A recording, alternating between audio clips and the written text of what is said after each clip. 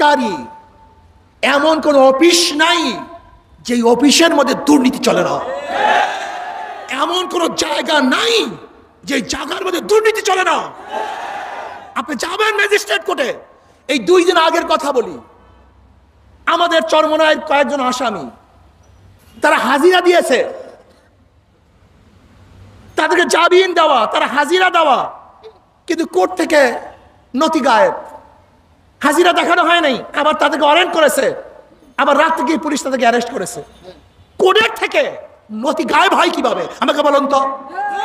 এই 2 দিন আগের ঘটনা বলতেছি। আপনি যাবেন, এমন কোন অফিস নাই, কোন অফিসে যাবেন, ভূমি মন্ত্রণালয়, ভূমি অফিসে যান, আপনি যাবেন কোথায়? কোন অফিসের কথা বলেন? পুলিশের কাছে যাবেন, র্যাবের কাছে যাবেন, আপনি যাবেন ম্যাজিস্ট্রেটের কাছে, যাইবেন আইন বিভাগের মধ্যে যাইবেন। সমাবেশ ইসলামী আন্দোলন বাংলাদেশের নয়, এই সমাবেশ গোটা বাংলাদেশের মানুষের সমাবেশ। আমরা এখানে কেন দাঁড়িয়েছি? বক্তাগণ বক্তব্য দিয়েছেন। আমাদের দেশের ভারত কর্তৃক নিয়োজিত আওয়ামী সরকার, অবৈধ সরকার কয়েকদিন আগে ভারতে গিয়ে 3টা চুক্তি নবায়ন, নতুনভাবে 7টা চুক্তি করেছেন। যদিও কি চুক্তি করেছেন আমাদের দেশের মিডিয়ার থেকে আমরা জানতে পারি নাই। অবৈধ প্রাইম মিনিস্টার আগে আলোচনা করেন নাই, বরং ভারতের মিডিয়ার থেকে আমরা জানতে পেরেছি যে এই চুক্তি হয়েছে, কিন্তু সেই চুক্তির এখনো বিস্তারিত কিছু আমাদের কাছে পেশ করা হয় নাই। চুক্তির মধ্যে কি আছে আপনারা অনেকেই পড়েছেন, আপনারা দেখেছেন যে চুক্তিগুলির মাধ্যমে বাংলাদেশের স্বার্থ সংশ্লিষ্ট কোন চুক্তি আছে বলে এদেশের বিজ্ঞজন মনে করেন না। এদেশের বিজ্ঞজন মনে করেন সব কিছুই ভারতের জন্যই করা হয়েছে। ইতিমধ্যে টক শোতে ভারতের দালালেরা এর পক্ষে বিভিন্ন ধরনের যুক্তি উপস্থাপন করতেছেন, করাটাই স্বাভাবিক, করবেনও। আমি যতগুলি টক শো শুনেছি, ভারত কর্তৃক দালালদের সবচেয়ে বড় যুক্তি হলো এই যে ভারত আমাদের বন্ধু, স্বাধীনতার পক্ষে ছিলেন, আমাদেরকে সাহায্য করেছেন। যতগুলি ভারত কর্তৃক দালালদের বক্তব্য শুনেছি, প্রত্যেক দালালদের এই পয়েন্টটা সবচেয়ে জোরালো, যেখানে চুক্তি করেছি ভারত আমাদের বন্ধু। বন্ধু কিসের জন্য? ভারত আমাদের স্বাধীনতা যুদ্ধে সহযোগিতা করেছেন। আমি আজকে আপনাদেরকে একটা অঙ্ক শিখাতে চাই, দেখি অঙ্কের জবাব তোমরা কি দেন। ক খ গ কয়জন ব্যক্তি ভাই? কি কি ভাই? 3জনের শত্রু। ক খ এর শত্রু, খ গ এর শত্রু। ক আসতেছে নদীতে নৌকায়, খ এবং গ মিলে তাকে হত্যা করেছে। এখন বলেন তো কে কার সাহায্য করেছে? হ্যাঁ, কেউ কাউ সাহায্য করে নাই, এটা মনে রাখতে হবে। ক খ গ, ক খ গ 3জনের শত্রু। আসতেছে কে? হত্যা করছে কারা? খ এবং গ। এখন খ এবং গ কি কার সহযোগী ছিল না উভয় কাজ সিদ্ধ করেছে? ভারত, পাকিস্তান, বাংলাদেশ। ভারত, পাকিস্তান, বাংলাদেশ। আপনাদেরকে প্রশ্ন করতে চাই, ভারত কি পাকিস্তানের বন্ধু না শত্রু? আচ্ছা বলেন তো, আমরা পাকিস্তানের বিরুদ্ধে আন্দোলন করেছিলাম, পাকিস্তান আমাদের বন্ধু না শত্রু? তো উভয়। এখন যুদ্ধ বাজছে কাদের সাথে? আমাদের সাথে, পাকিস্তানের সাথে। সেখানে যদি ভারত অংশগ্রহণ করে, আমাদের সহযোগী না তার স্বার্থ উদ্ধার করেছে? এটা প্রথম অঙ্কটা বুঝেন। ভারত আমাদের সাহায্য করার জন্য আসে নাই, বরং পাকিস্তানের শত্রু ভারত, ভারতের শত্রু পাকিস্তান। মাত্র 65-তে ভারতের বিরুদ্ধে, পাকিস্তানের বিরুদ্ধে ভারতের বিশাল যুদ্ধ হয়ে গেছে। সে চায় পাকিস্তানের ভূখণ্ডটাকে গোটা দুনিয়ার থেকে তুলে দেওয়ার জন্য। এর জন্য বার মার্চ করেছে। আপনারা জানেন জওহরলাল নেহরু সাহেব তিনি স্পষ্ট বলেছেন, আমরা আবার অখণ্ড ভারত চাই। সেই বক্তৃতা এখনো আছে, আরএসএস তাদের বক্তৃতার মধ্যে আছে আমরা অখণ্ড ভারত চাই। বিজেপির মন্ত্রীরা তাদের পেজ থেকে ঘোষণা দেয় আমরা ভারত, পাকিস্তান, বাংলাদেশকে, নেপাল এবং ভুটানকে এক করে আমরা আবারও অখণ্ড ভারত গড়তে চাই। কাজে যেহেতু পাকিস্তানের শত্রু ভারত, ভারতের শত্রু পাকিস্তান, আর কয়েকদিন আগেই আমরা ভারত থেকে আলাদা হয়েছিলাম, মনে রাখতে হবে যে আমরা স্বাধীন হয়েছে পাকিস্তানের থেকে। আমরা কিন্তু 71-এ বাংলাদেশ ভারত থেকে স্বাধীন হয় নাই, বরং 71-এ পাকিস্তান থেকে পাকিস্তান স্বাধীন হয়েছে। পাকিস্তান থেকে পাকিস্তানের মধ্যে যুদ্ধ ছিল, সেই যুদ্ধটা ছিল পূর্ব পাকিস্তান এবং পশ্চিম পাকিস্তান। যেহেতু পূর্ব পাকিস্তান এবং পশ্চিম পাকিস্তানের মধ্যে যুদ্ধ, পূর্ব পাকিস্তান জিতার কারণে সেই পূর্ব পাকিস্তানের নামই হয় বাংলাদেশ। আগে অঙ্ক বুঝতে হবে। কাজে আমি বিশ্বাস করি ভারত আমাদেরকে সাহায্য করে নাই, বরং দুই শত্রু মিলে আর এক শত্রুকে আমরা প্রতিহত করেছি। এবার আসুন ভারত কি সাহায্য করেছে। 25শে মার্চ রাত্রে যুদ্ধ শুরু, শেখ সাহেব অ্যারেস্ট হলেন, যুদ্ধ শুরু হয়ে গেল। March, April, May, June, July, August, September, October, November, December, 16ই ডিসেম্বর স্বাধীনতা ঘোষণা হলো, চুক্তিপত্র দস্তখত হলো। কিন্তু ভারত তার সৈন্য আমাদের দেশে প্রেরণ করলেন কবে? 3রা ডিসেম্বর। অথচ 8ই ডিসেম্বর আপনারা জানেন যে সমঝোতার জন্য, পাকিস্তান আত্মসমর্পণের জন্য অলরেডি চিঠি লেখা হয়ে গেছে। 14ই ডিসেম্বর চিঠি প্রেরণ করেছে, আর ভারতের সৈন্য আমাদের দেশে ঢুকছে 3রা ডিসেম্বর। তার মানে আমাদেরকে সাহায্য করার জন্য আসে নাই, বরং নাটক করার জন্য এসছে। 16ই ডিসেম্বর তো চুক্তিপত্র স্বাক্ষর হয়ে গেছে, 14ই ডিসেম্বর প্রেরণ করা হয়েছে, 8ই ডিসেম্বর পরিকল্পনা করা হয়েছে। 3রা ডিসেম্বর যদি ভারতের সৈন্য আমাদের দেশে ঢুকে, তাহলে কি সাহায্য করার জন্য আসছে না নাটক করার জন্য আসছে? নাটক করার জন্য আসেন, এটাও ভুল, আসলে লুটপাট করার জন্য আসছে। এবার শোনেন লুটপাটটা কি। ভারতের দালালদেরকে বলবো ভালো মতো কান খুলো, শোনার চেষ্টা করো, কান খুলো, শোনার চেষ্টা করো। আমাদের দেশের সেনাপ্রধান ছিলেন ওসমানী সাহেব, কর্নেল ওসমানী সাহেব। যদি যুদ্ধ আমরা করি তাহলে নিয়াজির সাথে অরোরার কেন স্বাক্ষর হবে? আমাদের সাথে নিয়াজির সাথে স্বাক্ষর হবে ওসমানীর, কিন্তু ওসমানীকে সেখানে যেতে দেওয়া হয় নাই কেন? এই প্রশ্ন আজও কেউ করে না, আজও কেউ করে না। আমাদের দেশের বাংলাদেশের তৎকালীন সময় সেনা প্রধান ছিলেন কর্নেল ওসমানী সাহেব। তেনাকে কেন সেই সমঝোতা অনুষ্ঠানে যোগ দিতে দেওয়া হয় নাই?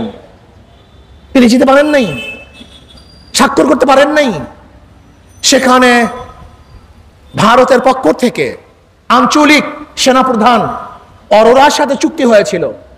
আপনাকে জানেন চুক্তির পরে কি হয়েছিল? তৎকালীন সময় ইংল্যান্ডের গার্ডিয়ান পত্রিকায় ছাপা হয়েছিল যে ভারতের সৈন্যরা আমাদের দেশ থেকে এমন লুটপাট শুরু করেছে, এমনকি বাথরুমের ঝর্ণা, বাথরুমের টেপ, যেহেতু ঢাকার মধ্যে বিদেশি অনেক মাল পাওয়া যেত, এর জন্য তারা টেলিভিশন, রেডিও, শাওয়ার, গাড়ি, সমুদ্রের জাহাজ, রাইফেল, ট্যাঙ্ক, মানুষের ঘর বাড়ি, টাকা পয়সা, এমন কিছু নাই যা লুট করে নেই। গার্ডিয়ান পত্রিকা ছাপা হয়েছিল তৎকালীন সময় $220 কোটি $220 কোটি ভারত লুটপাট করেছিল। যদি ভারত আমাদের বন্ধুই হয়, এত লুটপাট কেন করবেন? এত চুরি কেন করবেন? এত ডাকাতি কেন করবেন? আপনারা দেখেছেন সেই পত্রিকাগুলির রিপোর্ট।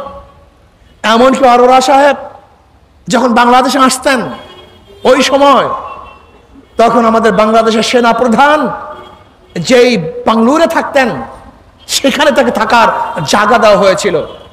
শুধু কি তাই, ইতিহাস বলে যে ভারতের সৈন্যরা মিষ্টি ঢোনে ঢুকত, মিষ্টি খেত, পয়সা দিত না, দুর্ব্যবহার করত। চুরি ডাকাতির একটা মর্গ স্বর্গ এই দেশে তারা কায়েম করেছিল। সেই ভারত আমাদের বন্ধু হয় কিভাবে? শুধু কি তাই, আপনারা কি জানেন ভারত তারপর থেকে আমাদের দেশের সাথে আজ পর্যন্ত ভালো কোনো ব্যবহার করতে পারে নাই। এখন বলতে পারেন ইন্দিরা গান্ধী ভারতের সৈন্য ফিরিয়ে নিয়ে গেছে। আমরা তো আগেই বলেছি যে ভারতের সৈন্য তো আমাদের দেশকে রক্ষা করার জন্য আসে নাই, ডাকাতি করার জন্য আসছে। আমরা ইন্দিরা গান্ধীকে বলেছি ডাকাতকে ফিরিয়ে নিয়ে যাও, বাংলাদেশের জনগণ পাকিস্তানের সৈন্যের বিরুদ্ধে যেরকম লড়াই করেছে আর একবার তোমার সৈন্যের বিরুদ্ধে লড়াই করবে। গান্ধী ভয় পেয়ে তার দেশের সৈন্যকে এর দেশ থেকে প্রতিহত করতে বাধ্য হয়েছে। আজকে ভারত আমাদের সাথে কি শত্রুতা করেছেন তা কি জানেন? এদেশের অনেকেরই জানা নেই। আজকে ভারত আমাদের সীমান্তে হাজার হাজার হাজার হাজার মানুষ হত্যা করেছে। শুধু 2001 থেকে 11 পর্যন্ত 1100-র উপরে মানুষকে হত্যা করেছে। 1100-র উপরে মানুষকে হত্যা করেছে। ফেলানিকে কাঁটা তারের মধ্যে গুলি দিয়ে বাঁদরের মতো ঝুলিয়ে রেখেছে। ভারত গঙ্গা নদী সহ 53 নদী, 54 নদীর পানির বন্টন আজ পর্যন্ত করে নাই, আজ পর্যন্ত করে নাই। আর আমাদের প্রাইম মিনিস্টার কি বলেছেন? যেরকম ইউরোপ কান্ট্রির মধ্যে বর্ডার নাই, আমাদের বর্ডার থাকবে না। তার মানে হলো এই, উনি অচিরেই এই দেশকে ভারতের কাছে তুলে দিবেন সেই ষড়যন্ত্র করতেছেন। আজকে চুক্তির মধ্যে আমরা কি দেখলাম? এমনকি প্রতিরক্ষা মন্ত্রণালয় শান্তির ব্যাপারেও ভারতের গভীর আগ্রহ। গোটা মিলিটারি ডিপার্টমেন্ট ভারত পরিচালনা করবেন এই চুক্তির মধ্যে, তাও দেখা গেছে। আজকে 820 কিলোমিটার রাস্তা করিডোর আমরা ট্রেন পথে ভারতকে দিয়ে দিয়েছি, বহুত করিডোর দিয়েছে। অথচ নেপালে যাওয়ার জন্য আমাদের মাত্র 22 কিলোমিটার ট্রানজিট রাস্তা ভারত আমাদেরকে দেয়নি। ভুটানে যাওয়ার জন্য মাত্র 35 কিলোমিটার রাস্তা ভারত আজ পর্যন্ত আমাদেরকে দেয়নি। আজকে চুক্তির মধ্যে বলছে নেপাল ভুটান হয়ে আমরা ভারতের সাথে রেল সংযুক্ত করব, অথচ ভুটানের তো কোনো রেল লাইনই নেই। নেপালে সামান্য কিছু রেল লাইন আছে, সেটা পাহাড়ি অঞ্চল, সে রেলই চলে না। তার মানে হলো এই, ও জানে যে নেপালের সাথে কোনোদিন রেল লাইন হবে না। রেল লাইন হবে ভারত টু ভারত, আর করিডোর হবে বাংলাদেশ।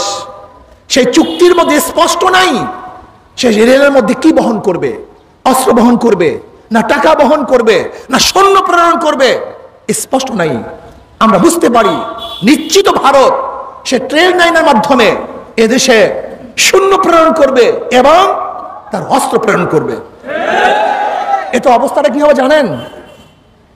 খাল কেটে কুমার আনার মতো অবস্থা। 7 সিস্টার দিয়ে চীনের সাথে ভারতের বিরোধ। যখনই আমরা ভারতকে করিডোর দিয়েছি, আলটিমেট চীন আমাদের বিরোধী হয়ে যাবে।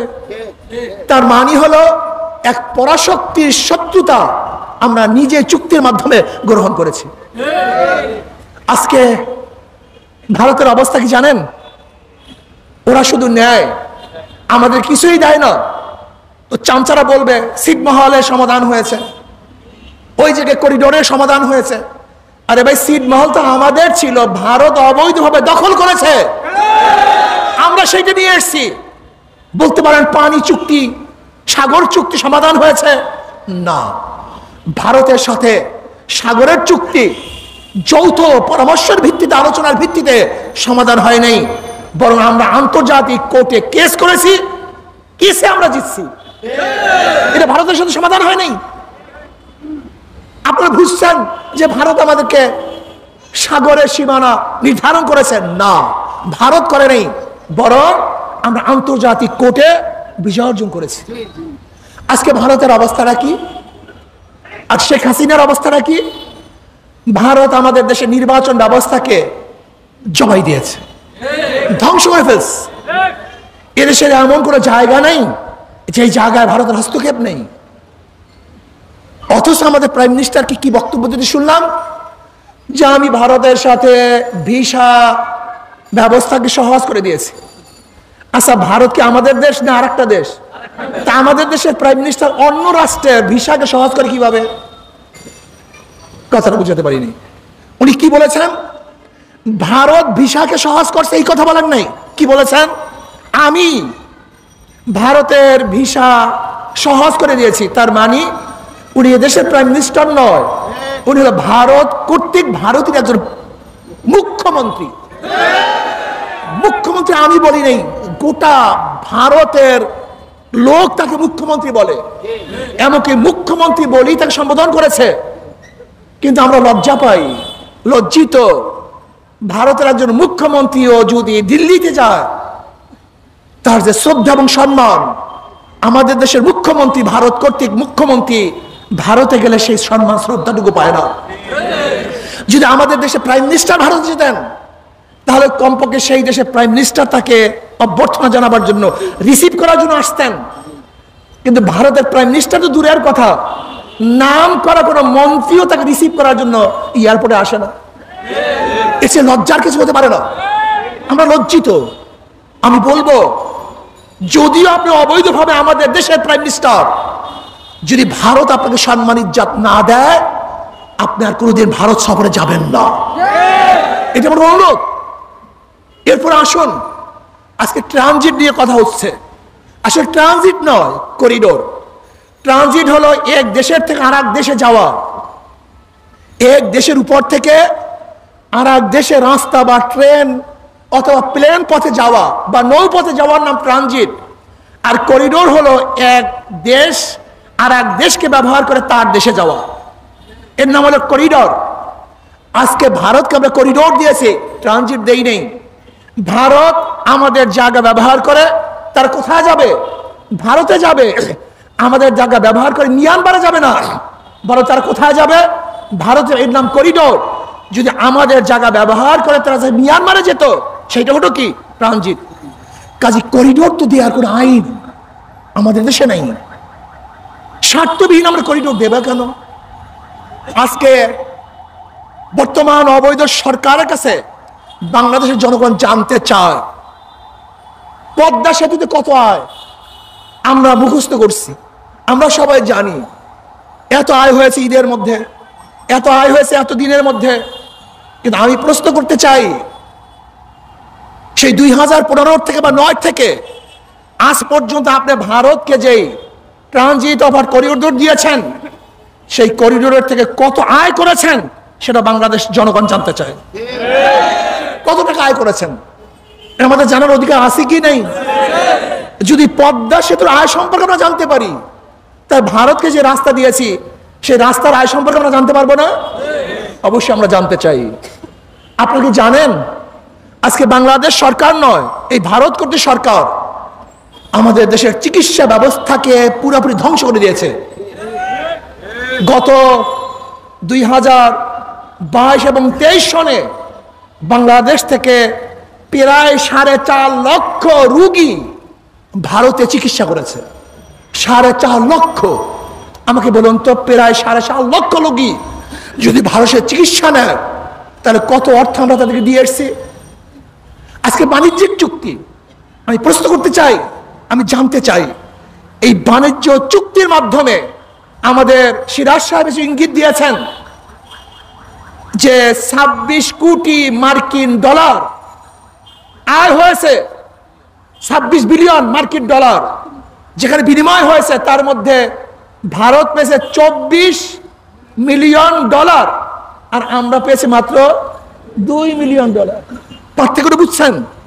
আমরা জানতে চাই, আপনি বাণিজ্যিক চুক্তির মাধ্যমে ভারতের লোক এদেশে চাকরি করতে পারবে, ভারতের কত ব্যক্তিরা আমাদের দেশে চাকরি করে এবং বাংলাদেশের কত ব্যক্তিরা ভারতে চাকরি করে, এটা আমাদের জানার বিষয় আছে কি নাই?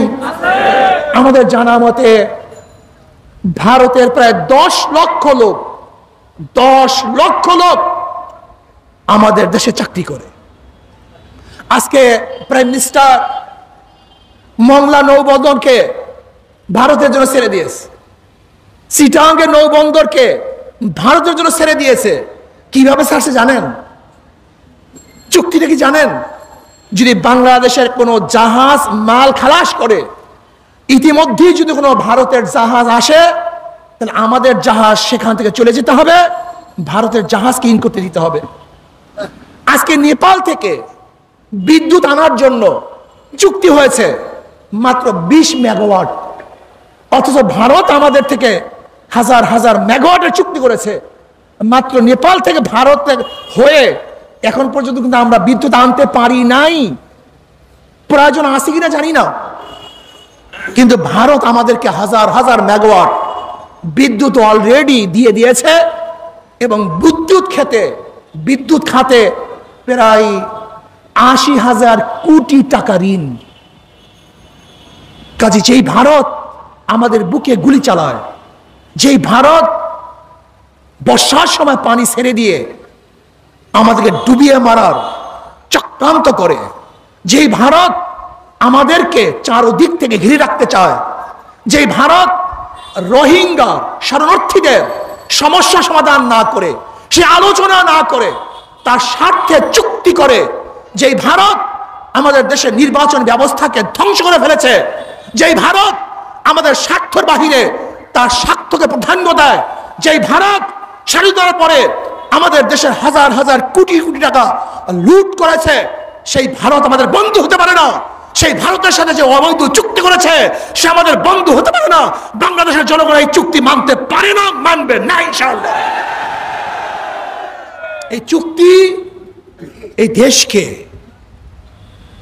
সেই সিকিমের মতো বিক্রি করার চুক্তি। আপনাকে জানেন, সিকিম একসময় ভারতের বাহিরের এক কান্ট্রি ছিল, স্বাধীন একটা রাষ্ট্র ছিল, কিন্তু লেনদুপ দর্জির সাথে হাত করে ভারত সেই দেশকে গ্রাস করে ফেলেছে।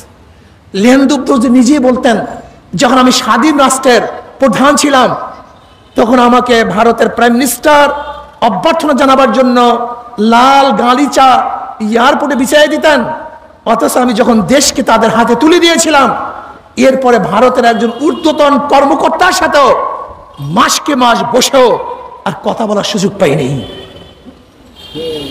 এর নাম ভারত নিজের স্বার্থ বুঝে, অন্যের স্বার্থ বুঝে না। আমরা পাশের কান্ট্রির সাথে ভালো ব্যবহার করতে চাই, সুসম্পর্ক রাখতে চাই, লেকিন আমি আমাদের অবৈধ সরকারকে বলবো, যখনই কথা আসে তখন আপনি ইউরোপের তুলনা দেন, কিন্তু আমি বলবো ভারতের সাথে তো ইউরোপের কোনো সীমানা নাই। ভারতের সাথে সীমানা আছে পাকিস্তানের, ভারতের সাথে সীমানা আছে চীনের, ভারতের সাথে সীমানা আছে আফগানের। আপনি তাদের তুলনা দেন, সেই চীনের সাথে ভারতের সম্পর্কটা কি, ভারতের সাথে পাকিস্তানের সম্পর্কটা কি? আপনি আমাদের দেশের সীমানা তুলে দেওয়ার, বর্ডার তুলে দেওয়ার বক্তব্য দেন। আপনি এই কেন বলেন না যে ভারতের সাথে চীনেরও কোনো সীমানা থাকবে না, ভারতের সাথে পাকিস্তানের কোনো সীমানা থাকবে না? এই বক্তব্য আপনি দেন। যদি এই বক্তব্য আপনি দেন, পরের দিন আপনার গদিও থাকবে না। যেহেতু আমাদের দেশের মানুষগুলি লোভী, আমাদের দেশের মানুষগুলি জ্ঞান পাপী, আমাদের দেশের মানুষগুলি জাহেল, আমাদের দেশের মানুষগুলির হুঁশ কম, যা অধিকাংশ। এর জন্য আপনি যা বলেন তাই তারা শুনে। কিন্তু অন্য দেশের মানুষগুলি এত জাহেল নয়, এত অদূরদর্শী নয়, এত লোভী নয়। আজকে আপনি ভারতকে সবকিছু দিয়ে দিবেন আর বাংলাদেশের জনগণ তা তাকিয়ে থেকে দেখবে, এটা আমরা কোনোদিন সহ্য করতে পারি না। এবার বাংলাদেশের কথা বলি। কয়েকদিন আগে প্রাইম মিনিস্টার নির্লজ্জভাবে ঘোষণা দিয়েছেন, আমি দুর্নীতির বিরুদ্ধে জিরো টলারেন্স ঘোষণা করব। কত নির্লজ্জ! আমি বলবো এই র্যাবের প্রধান বেনজিরকে কে বানিয়েছে? কথা বলেন। বেনজির এক সময় র্যাবের প্রধান ছিল না? এই র্যাবের প্রধান কে বানিয়েছে? শেখ হাসিনা। বেনজির এক সময় আইজি ছিল না, পুলিশের প্রধান ছিল না? এই পুলিশের প্রধান কে বানিয়েছে?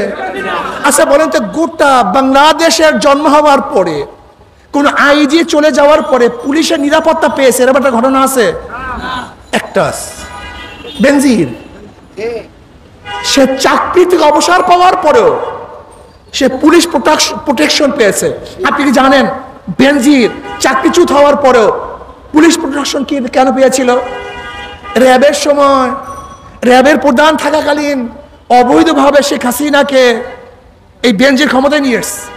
আবার আইজি থাকাকালীন অবৈধভাবে বেনজিরকে ক্ষমতা শেখ হাসিনাই নিয়ে আসছে। যে শেখ হাসিনা বেনজিরকে এই পর্যন্ত নিয়ে আসছে, আবার বেনজিরও শেখ হাসিনাকে ওই পর্যন্ত নিয়ে আসছে। সেই বেনজির যদি দুর্নীতি করে, আমি বলবো বেনজির দুর্নীতি করে নাই। যদি বেনজির দুর্নীতি করে, তাই দুর্নীতির গডফাদার হলো শেখ হাসিনা। আজকে আসাদ সাহেব, তিনি ডিএমপির কমিশনার ছিলেন, তার খতিয়ান কিছুটা বের হয়েছে। এরপরে আপনারা দেখেছেন যে এনআই মতিউর রহমান সাহেব, তার অবস্থা কি দেখেছেন? আমি মনে করি মতিউর রহমান, আসাদ সাহেব, বেনজির সাহেব এগুলি কিচ্ছু না, এইগুলি কিচ্ছু না। বাংলাদেশের সরকারি এমন কোন অফিস নাই যে অফিসের মধ্যে দুর্নীতি চলে না। এমন কোন জায়গা নাই যে জায়গার মধ্যে দুর্নীতি চলে না। আপনি যাবেন ম্যাজিস্ট্রেট কোর্টে। এই 2 দিন আগের কথা বলি, আমাদের চরমনায়ের কয়েকজন আসামি তারা হাজিরা দিয়েছে,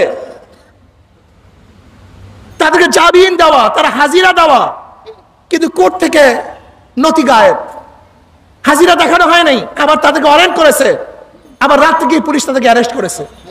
কোর্টের থেকে নথি গায়েব হয় কিভাবে আমাকে বলুন তো? এই 2 দিন আগের ঘটনা বলতেছি। আপনি যাবেন, এমন কোন অফিস নাই, কোন অফিসে যাবেন? ভূমি মন্ত্রণালয়, ভূমি অফিসে যান। আপনি যাবেন কোথায়? কোন অফিসের কথা বলেন? পুলিশের কাছে যাবেন, র্যাবের কাছে যাবেন, আপনি যাবেন ম্যাজিস্ট্রেটের কাছে, যাইবেন আইন বিভাগের মধ্যে, যাইবেন আপনি চিকিৎসা খাতের মধ্যে। বাংলাদেশের এমন কোন ডিপার্টমেন্ট নাই যে ডিপার্টমেন্ট দুর্নীতিগ্রস্ত নয়। সমস্ত ডিপার্টমেন্টগুলি দুর্নীতিগ্রস্ত হয়ে গেছে, সব ধ্বংস হয়ে গেছে। এর কারণ কি জানেন? এর কারণ কি জানেন? বর্তমান সরকার যদি অবৈধ, অবৈধ মানুষ অবৈধের বিরোধিতা করতে পারে না। চোর চোরের বিচার করতে পারে না, ডাকাত ডাকাতের বিচার করতে পারে না, মদ পানকারীর বিচার করতে পারে না, যে লুটেরার বিচার করতে পারে না, খুনির বিচার করতে পারে না, অপরাধীর বিচার করতে পারে না। যেহেতু আওয়ামী লীগ সরকার সবচেয়ে বড় অপরাধী, সে কোনো অপরাধের বিচার করতে পারবে না, করতে পারে না, পারবে না। সে ধর্ষণের বিরুদ্ধে জিরো টলারেন্স ঘোষণা করেছে, ধর্ষণ বাড়ছে না কমছে। সে মাদকের বিরুদ্ধে জিরো টলারেন্স ঘোষণা করেছে, মাদক বাড়ছে না কমছে। সে দুর্নীতির বিরুদ্ধে জিরো টলারেন্স ঘোষণা করেছে, দুর্নীতি বাড়তেছে, কোন অবস্থাতেই বন্ধ হওয়ার মতো নয়। এমন কোন মন্ত্রী নাই, অধিকাংশ মন্ত্রী, অধিকাংশ এমপি, এমনকি ছাত্রলীগের একজন জেলা সভাপতিও 2000 কোটি টাকা আমাদের দেশ থেকে বিদেশে পাচার করেছে। দেশের অবস্থা জানেন? পাবলিক দেশের অবস্থা জানেন? আজকে ব্যাংকের অবস্থা জানেন? রিজার্ভের অবস্থা জানেন? রিজার্ভ খালির পথে, আমদানি বন্ধ হয়ে যাবে, অথচ 7 লক্ষ কোটি টাকা আমাদের বাজেট। কোথায় পাবেন টাকা আপনি? হ্যাঁ পাবেন, অবশ্যই পাবেন, পাবেন না তা অবশ্যই পাবেন। এখানে যারা আছেন না বলির পাঠা, এই জনগণ, এই যে বলির পাঠা আপনারা আছেন না, ট্যাক্স দাও, ভ্যাট দাও, খাজনা দাও, তুমি ব্যবসা করবে 1 টাকা, ট্যাক্স দেবা 10 টাকা, তোমার যা থাকবে অথবা নাই থাকবে আমাকে দিয়ে দাও। বিদ্যুৎ বিলের অবস্থা কি, গ্যাস বিলের অবস্থাটা কি, তরকারির অবস্থা কি, ডালের অবস্থাটা কি, ভাতের অবস্থাটা কি? অথচ আমাদের সংবিধান বলেছে শিক্ষা, চিকিৎসা, অন্ন, বস্ত্র, বাসস্থানের গ্যারান্টি দিতে হবে, এটা সংবিধান বলেছে। এই 5টা মৌলিক অধিকার বাস্তবায়ন করতে হবে, এটা কে বলছে? আমাদের সংবিধান। যদি আমাদের সংবিধান বলে মৌলিক অধিকার চিকিৎসা শিক্ষা, সেখানে আপনি চিকিৎসার জন্য বিদেশে পাঠাবেন, তাহলে আপনি সংবিধান লঙ্ঘন করেছেন, সংবিধান লঙ্ঘন করেছেন। আজকে দেশটা চুরি আর চুরি, ডাকাতি আর ডাকাতি, সব ধ্বংস হয়ে যাচ্ছে। কাজে আসুন চোর মুক্ত দেশ করব, ডাকাত মুক্ত দেশ করব, সন্ত্রাস মুক্ত দেশ করব, এবং ভারতের দখলদের বিরুদ্ধে এই দেশকে কঠিনভাবে রক্ষা করার জন্য ঐক্যের বিকল্প নেই।